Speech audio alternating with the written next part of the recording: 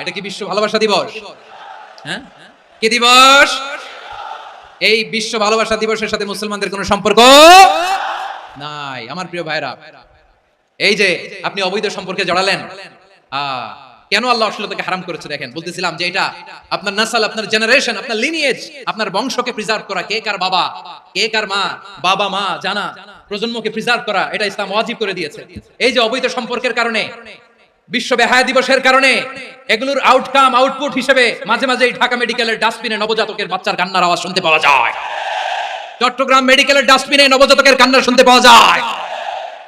বীর চট্টলার মুসলমানেরা বুঝতে পারলে আওয়াজ করে বলেন, এই যে চট্টগ্রাম মেডিকেলে যে নবজাতকটা পাওয়া গেল, ওর বাবাকে আমাকে বলেন, ওর মাকে, ও কোন ফ্যামিলির সন্তান কেউ জানে? আপনি হিউম্যান ডিগনিটিকে অপমান করেছেন না? আপনি তার ভবিষ্যৎকে অন্ধকার করেছেন না? আপনি তার লিনিয়েজকে প্রশ্নবিদ্ধ করে দিয়েছেন না?